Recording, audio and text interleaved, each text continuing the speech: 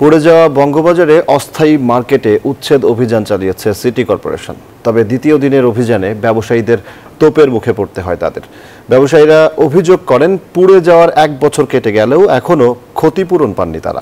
এমন অবস্থায় কোনো নোটিশ না দিয়ে দোকান ভেঙে দিলে নতুন করে সংকটে পড়বেন তারা। তবে নতুন ভবন নির্মাণ না হওয়া পর্যন্ত তাদের ব্যবসার বিকল্প ব্যবস্থা করার আশ্বাস দিয়েছে দোকান মালিক সমিতি। 2023 সালের 4 এপ্রিল ভোরে আগুনের লেলিহান শিখায় পুড়ে ছাই হয়েছিল রাজধানীর বঙ্গবাজার। এতে ঈদের আগে নিঃস্ব হন শত শত ব্যবসায়ী। তারপর তাদের সহায়তায় তহবিল গঠন, ভ্রাম্যমাণ দোকান বসানো সহ পুনর্বাসনে নেওয়া হয় নানা পদক্ষেপ। 15 কোটি টাকা সরকারি অনুদান সহ তহবিলে জমা হয় প্রায় 21 কোটি টাকা। বিকাশে কম খরচে ক্যাশ আউটের লিমিট বেড়ে 50,000, প্রিয় এজেন্টও 2টা।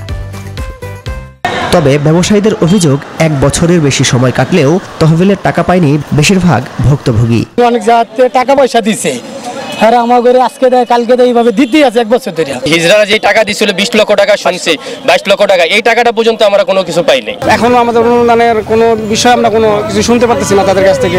প্রতিশ্রুতি অনুযায়ী উক্ত স্থানে বহুতল ভবন নির্মাণের জন্য উচ্ছেদ অভিযান পরিচালনা করছে ঢাকা দক্ষিণ সিটি কর্পোরেশন। ভেঙে ফেলা হচ্ছে অস্থায়ী দোকান, বিপত্তি বেঁধেছে সেখানেও। ব্যবসায়ীদের অভিযোগ, নোটিশ না দিয়ে দোকান ভাঙায় নতুন করে সংকটে পড়বেন তারা। যদি আমাদেরকে একটু জানানো হয়তো যে আমরা অন্তত 2 মাস 1 মাসের ভিতরে তোমরা যাওগা, আমরা উঠাই দেবো, আমার সেভাবে কিছু বলা হয় নাই। আটখা দেখা যায় কালকে এসে সব বড় যদি সব ভেঙে রয়েছে। একটা দেখা গেছে মালামাল একজনে লুটপাট করে লয়ে গেছে। বসার একটা প্লেস করে দিলে আমাদের পরিবার নিয়ে আমরা চলে সচ্ছলভাবে করতে পারতাম। সাময়িক উচ্ছেদ হওয়া ব্যবসায়ীদের কর্মসংস্থানের আশ্বাস দিয়েছেন দোকান মালিক সমিতি। এটা মেয়র মহোদয় চিন্তা করছে কি করা যায়, আমরাও চিন্তা করছি যদি বিকল্প তাদের অন্যান্য মার্কেট নেওয়ার জন্য আমরা চতুর্দিকে আলাপ করছি, তাদের কোনো জায়গায় আমরা করে দেব।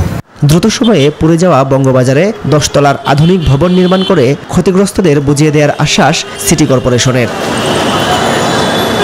মাসুদ সুমন, নিউজ 24, ঢাকা।